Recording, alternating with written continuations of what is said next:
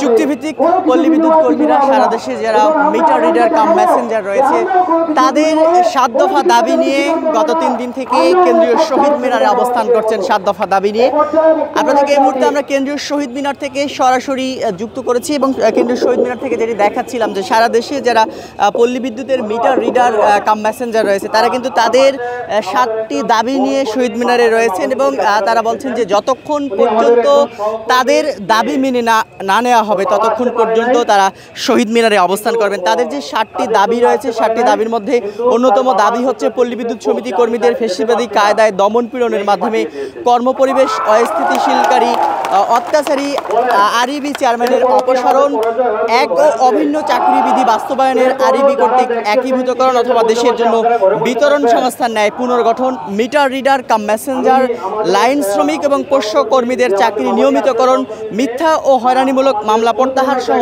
বিভিন্ন দাবি রয়েছে। আমরা যদি একটু কথা বলি তাদের সঙ্গে কেন তারা এই 3 দিন ধরে শহীদ মিনারে অবস্থান করছেন, মূল দাবি কি কি এবং কি জন্য তারা শহীদ মিনারে অবস্থান করছেন সেটি কিন্তু আমরা একটু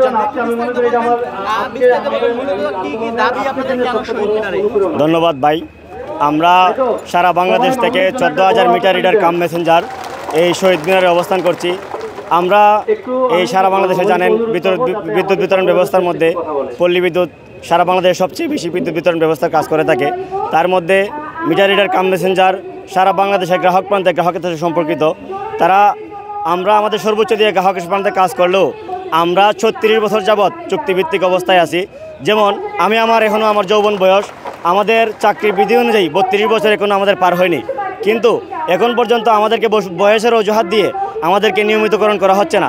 আমাদের বড় ভাইরা তাদের এই যৌবন বয়সে এসে 36 বছর পর্যন্ত চাকরি করতে করতে বৃদ্ধ বয়সে এখন আমার এক ভাই বৃদ্ধ বয়সে চাকরি করতে এসে উনার দাবি দেওয়ার কথা বলতে গিয়ে উনি আজ চাকরিচ্যুত। আমরা চাই আমাদের এই বৈষম্য নিরসনের মাধ্যমে আমাদের চাকরি নিয়মিতকরণের ব্যবস্থা গ্রহণ করা। আমাদের দাবি হচ্ছে 7টা, ঠিক আছে। 7টা দাবির মধ্যে প্রথম দাবি হচ্ছে আরইবির চেয়ারম্যান স্যারের পদত্যাগ, যেন উনি আমাদের উপরে যে নিপীড়ন চালাচ্ছেন এই নিপীড়ন থেকে মুক্তি পাওয়ার জন্য প্রথম দাবি চেয়ারম্যান স্যারের পদত্যাগ। দ্বিতীয় দাবি হচ্ছে অভিন্ন সার্ভিস কোড বাস্তবায়ন। তৃতীয় দাবি হচ্ছে মিটার রিডার কাম মেসেঞ্জার এবং লাইন শ্রমিক এবং পোষ্য কোটায় বিলিং সহকারী সবাইকে নিয়মিতকরণ করতে হবে।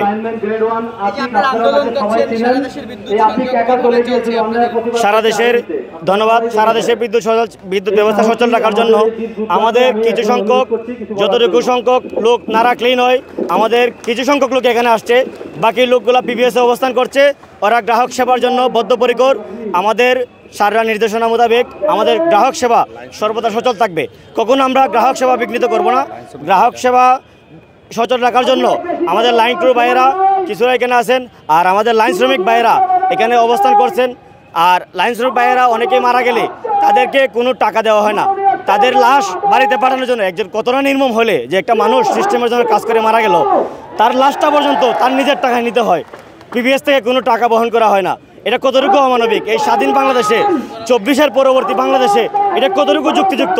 আমরা স্বৈরাচার দেশ থেকে বিতাড়িত করেছি দেশ থেকে বৈষম্য দূর করার জন্য। তারপরেও যদি আমাদের পল্লী বিদ্যুতের বৈষম্য দেশের মধ্যে রয়ে যায় তাহলে দেশের সুশীল সমাজ আজ কোথায়? আজকে তারা চুপ কেন? আমরা এখানে 3 দিন যাবৎ অবস্থান করতেছি, আমাদেরকে তো কোনো সুশীল সমাজ ডাকছে না, আমাদের দাবি দেওয়াগুলো কেউ শুনছে না।